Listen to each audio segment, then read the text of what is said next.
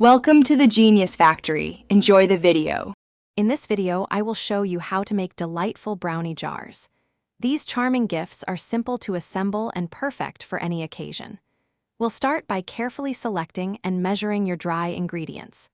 Then, I'll guide you through the process of layering them beautifully in a jar, ensuring each component is visible and appealing. Achieving that perfect layered look is key for a stunning brownie jar. Begin with your heaviest ingredients at the bottom to create a stable base. As you add each layer, gently tap the jar on your counter to settle the contents and prevent air pockets.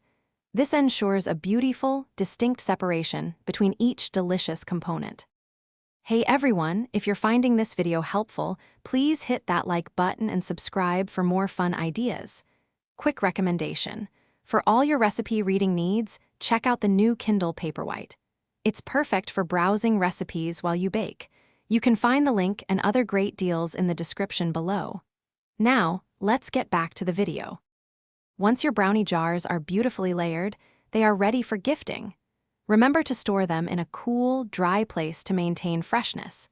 Don't forget to attach a clear recipe tag detailing the wet ingredients needed and simple baking instructions.